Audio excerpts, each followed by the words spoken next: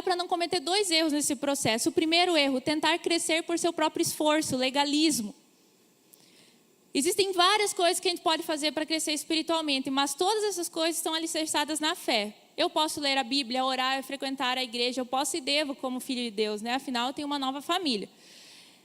Todas essas coisas são importantes, mas elas não são um fim em si mesmas. Não é porque eu faço isso simplesmente que eu crio isso como uma regra e eu vou me medir pela quantidade de oração. Os fariseus faziam isso, eles se mediam pela quantidade que eles oravam, mas eles não mudavam. Agora, o que acontece? Quando eu faço os meus deveres espirituais e me alicerço na fé, no entendimento que quando eu estou orando, quando eu estou lendo a Bíblia, quando eu estou frequentando a igreja, quando eu estou tendo o hábito da generosidade, eu preparo um campo onde Deus pode agir em mim e me transformar, daí eu entendo que quem faz não sou eu, mas Deus. É Ele que causa essa transformação. Então, quando eu pratico algum hábito espiritual, minha fé não está naquele hábito, mas em Deus, que através desse meu comportamento pode fazer algo em mim. Então, as disciplinas espirituais, elas são um meio de nós nos transformarmos, mas não são um fim em si mesmas. Se nós condicionarmos a nossa satisfação e o nosso sentimento de aprovação diante de Deus com o nosso desempenho das disciplinas espirituais, alguma hora você vai se frustrar, porque você vai falhar. Daí tem as pessoas que entram em crise. Eu acho que Deus não me ama mais tanto, Deus não está feliz comigo, Deus está me reprovando, porque eu não... Por quê? Tu tem algum pecado? O que tu faz? Não, eu não fiz nada de errado. Mas por quê? Não, é que hoje eu orei só 30 minutos e eu sempre oro 2 horas. E por causa disso Deus me ama menos. E aquela pessoa começa a sentir um fardo. Aquilo que era para ser um prazer diante de Deus se tornou um fardo. E não é essa a compreensão que nós temos que ter. Não é pela quantidade do que eu faço para Deus que Ele me ama. Ele me ama sempre. Não tem como Ele me amar mais, nem como Ele me amar menos. Mas o que eu preciso compreender é que, como filho de Deus, quando eu me dedico a Deus, eu dou oportunidade para que eu ame mais a Ele. Para que eu me vista mais da natureza dEle. Para que eu contribua com o processo que Ele vai fazer em mim. A Bíblia fala que quem dá o crescimento é o Senhor. Nós não temos poder de converter ninguém. Você já pregou para alguma pessoa, digamos para 2, 3 pessoas, a mesma coisa. Sempre tu prega de Jesus, mas algumas pessoas não recebem e tem aquelas que recebem e tu pensa, meu Deus, como essa pessoa recebeu, olha só, ela parou de fazer tal coisa, ela mudou, ela está vindo na igreja, ela está buscando ajuda, o que aconteceu? Algo sobrenatural, ou você já presenciou isso, você se converteu, passou a seguir Jesus e alguém chegou dos teus amigos e falou, nossa, fizeram uma lavagem cerebral em você. Na verdade, o que aconteceu foi um agir sobrenatural do Espírito Santo na tua vida. Não tem como entender mesmo. Ter uma igreja aqui, existir pessoas aqui servindo a Deus é sobrenatural. Ainda mais no mundo que nós estamos vivendo hoje, que tanto se volta contra Deus, que tanto tenta diminuir e dizer que a fé não é essencial, quando na verdade é.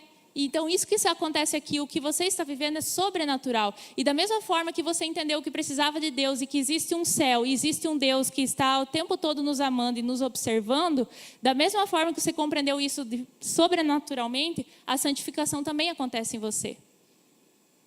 É algo sobrenatural. O que nós precisamos é criar o ambiente para que Deus possa operar, abrir a porta. Então, quando eu me dedico a Deus, quando eu me entrego para Ele, eu abro a porta, eu faço tudo para que Deus possa vir me transformar.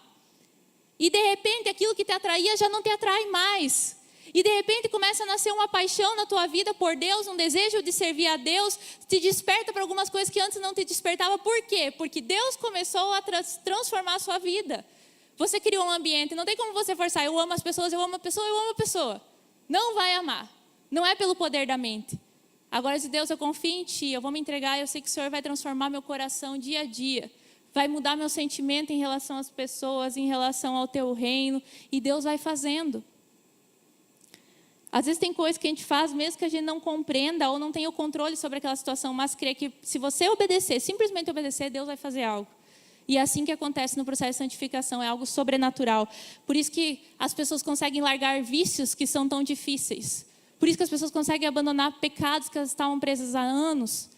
Por isso as pessoas começam a desfrutar de uma esperança que elas nunca tinham. Porque algo sobrenatural começou a acontecer no coração dela. Então é algo espiritual. Você precisa ter essa convicção que isso que acontece em você é Deus que faz. E você só cria o campo. É igual se você tem um jardim na sua casa, você pode ir lá preparar a terra, pode plantar a semente, mas o fazer crescer, você não tem esse poder. Você confia que se você fazer e preparar todo o terreno, a flor vai crescer, vai nascer, a árvore vai nascer e vai dar frutos. Mas você não tem esse poder de fazer, você pode só preparar o campo. É a mesma coisa com Deus. Eu não tenho como fazer eu ser santo, isso é algo que vem do próprio Deus. Mas eu posso preparar a terra através do meu comportamento para que Ele venha e transforme. E o segundo erro que nós temos que cuidar nesse processo é presumir que a graça de Deus vai fazer a gente crescer, não importando como a gente viva. Daí a libertinagem, né? A pessoa pensa, não preciso mais fazer nada, vou viver como eu quero, vou fazer o que vem na telha e Deus vai me deixar preparado para o dia do encontro com Jesus. Errado. Ao receber Jesus, você recebeu um poder vindo dele que o torna santo. E esse poder faz que você não seja mais escravo do pecado. Ou seja, o pecado não pode forçar mais você. O diabo não pode mais forçar você. Esse negócio de dizer, não, eu não consegui, eu não resisti. Foi um acidente. Não foi. Porque a partir do momento que eu recebi Jesus, veio um poder dentro de mim que me capacita a dizer não. Que me capacita a dizer sim. A não ser que eu não queira. Então, não existe mais nada que nos force a pecar. E também, nós já não vamos nos agradar mais o pecado como nos agradávamos antes. Nós mudamos. Então, é nítido que vai ter uma transformação. É necessário que tenha essa mudança. Nós nos santificamos por causa de Jesus e através de Jesus. Jesus é santo e nós somos destinados a ser igual a Ele. Então, nós somos santos também. E o segundo motivo que nós devemos buscar essa santificação. Me santifico em favor dos outros. Esse texto de Jesus, em João 17, é um texto muito incrível. Lá ele fala, em favor deles eu me santifico, para que também eles sejam santificados pela verdade. Jesus afirmou aqui que ele se santificava por causa dos seus discípulos, dos seus seguidores. Daí você pode se perguntar, mas Jesus tinha pecado que ele precisava se santificar? Não, a santificação aqui é no sentido de que ele se separava, se consagrava, se dedicava para que outras pessoas pudessem encontrar benefício através da vida dele. Para que ele pudesse ser um canal de Deus a partir da sua consagração. Então, outro significado de santificação é separação. Quando uma pessoa no Antigo Testamento, ela era consagrada a um ministério sacerdotal, ela era separada do povo, ela tinha um outro comportamento, ela vestia um outro tipo de veste, ela tinha outros deveres, ela foi separada. Então, santificação também é ser separado. É um ato de se consagrar para ser usado por Deus. No nosso caso, quando a gente se purifica, também nós acabamos nos tornando úteis para Deus. Nós podemos ser separados, consagrados e finalmente usados para a obra de Deus quando nos purificamos. Olha o que está escrito lá em 2 Timóteo, que Paulo fala para Timóteo. Se alguém se purificar dessas coisas, será vaso para a honra, santificado, útil para o Senhor e preparado para toda boa obra. Ali num contexto de discipulado, Paulo está instruindo Timóteo a não se envolver com falsos ensinamentos e ter cuidado com o comportamento dele. Mas aqui indica então que Paulo está falando que quem se purifica, quem se separa, quem se dedica, se torna útil. Deus pode usar, porque está preparado para toda boa obra. Porque é uma pessoa que está andando em santidade e dedicação a Deus. Talento e dons não são suficientes para nos tornarmos uma pessoa útil para Deus. É necessário ser dedicado, separado e consagrado a Ele. Muitas vezes essa separação e consagração inclui fazer mais do que não pecar. Não pecar é o nível básico do crente. Nós não pode pecar, você não precisa mais. Tu não pode, não é que eu não posso, eu não preciso. Eu já obtive em Deus toda a satisfação que eu preciso, já obtive em Deus a satisfação, a paz que eu busco. Então eu fazia aquelas coisas porque eu precisava sentir alegria, prazer, mas eu não preciso. Não é que eu não posso, eu não preciso.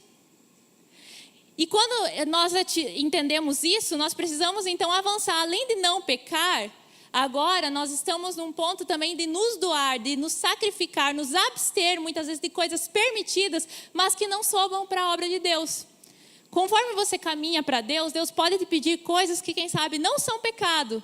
Mas, porque Deus está separando uma missão especial para você, você precisa fazer algo diferente. Na Bíblia nós vamos encontrar, por exemplo, os nazireus. Eles faziam o voto do nazireado. Era uma consagração onde a pessoa se separava para Deus e os sinais visíveis, os comportamentos visíveis de uma pessoa que era nazireu. Ele se abstia de bebidas alcoólicas, de cortar o cabelo, não tocava em cadáveres e além de não comer carne em algumas circunstâncias. Essas eram as práticas de um nazireu. Na Bíblia você vai encontrar, por exemplo, Samuel, Sansão e João Batista, que foram dedicados a Deus nesse voto de Nazireu desde o ventre da mãe, os pais que dedicaram eles. Então, para eles seguirem a missão deles, eles deviam participar desse comportamento, não beber vinho, deixar o cabelo crescer. E você vai ver no Novo Testamento Paulo, por exemplo, fazendo outras práticas do voto também de separação, entrando outras características, mas de fato eles fizeram coisas diferentes. O voto nazireu era feito com o fim de cultivar a soberania da vontade de Deus na vida da pessoa, de vencer as baixas inclinações da natureza humana e ter o significado como uma vida de sacrifício, de dedicação a Deus. Então essas pessoas sinalizavam, ao se separar para Deus a fim de servir, Deus também pode chegar para você e pedir coisas específicas. Quem sabe não são pecados, mas para você vai se tornar de certa forma pecado, porque Deus não quer que você faça. Hoje de manhã eu dei um exemplo. Digamos que você está no teu contexto familiar lá, você precisa ser uma luz, um testemunho, e na sua família tem aquele hábito de beber, né? A Bíblia não fala que é errado você beber bebida alcoólica, fala que é errado se embriagar. Mas naquele contexto da sua família, a bebida ela tem um sinônimo de alegria, tem um sinônimo de, muitas vezes, de esquecer da vida, um sinônimo de farra, de libertinagem, de moralidade. E porque você está inserido nesse contexto, ore se Deus não vai pedir para você se abster da bebida alcoólica. Porque você precisa sinalizar para essas pessoas que você é diferente, a não ser que você queira parecer igual a elas, se identificando com elas ao invés de se identificar com Cristo. Não é pecado. Mas em alguns contextos, em algumas missões que Deus nos dá, pode se tornar algo que Deus venha requerer de nós como uma separação, como uma sinalização, como um sacrifício. Então, peça para Deus se você tem essa coragem. Se você é mulher de verdade, forte, se você é homem de verdade, peça para Deus qual voto Ele quer que você faça como sinal de separação nessa terra. Qual missão Deus tem para a tua vida? Tem pessoas que fazem um tempo, sei lá, fazem um sinal externo, outros têm uma prática de vida do nunca mais. Hoje, de exemplo, também tem pessoas que nunca mais vão assistir série, já compartilharam. Eles entenderam de Deus que eles precisavam se separar. E a série, de certa forma, tomava muito tempo, era um hobby, é bom, não tem nada de errado nisso, como eu disse, é permissivo. Mas a pessoa queria sinalizar sua dedicação, sua entrega para o resto da vida a Deus. Ela fez um voto em nunca mais assistir séries. É o que Deus pediu para ela. O voto, então, essa consagração de separação, ela vai servir como uma proteção para você. Depende do contexto, como eu dei um exemplo antes, do pecado ou da devassidão. Como um sacrifício de adoração a Deus, como uma marca para que as pessoas vejam e como um testemunho para o mundo que você de fato é consagrado a Deus. Então, nossa santificação ela não beneficia somente a nós, mas também aqueles que nos cercam. Isso que Jesus falou, eu me santifico em favor deles, eu me separo, eu faço coisas que não eram necessárias. Eu, como filho de Deus, não precisava morrer na cruz, não precisava vir a essa terra. Mas eu me santifico, eu me consagro, eu me dedico, eu me separo para essa obra, para que Deus possa ter benefício através de mim e assim as pessoas também receberem favor de Deus. Isso é só para quem realmente quer ter uma vida totalmente entregue a Deus. Uma atitude de altruísmo e serviço ao próximo nos fará nos sentir responsáveis por contribuir com os outros e ser canal de Deus na vida delas. A santificação é indispensável para quem quer servir a Deus e as pessoas. Então, conclusão, analisando. Todos nós que temos de fato uma esperança verdadeira em Cristo, nós precisamos nos submeter a esse processo de santificação. Eu vejo que muitas vezes a santidade, e muitas vezes é mais deixar se render a Deus do que fazer alguma coisa.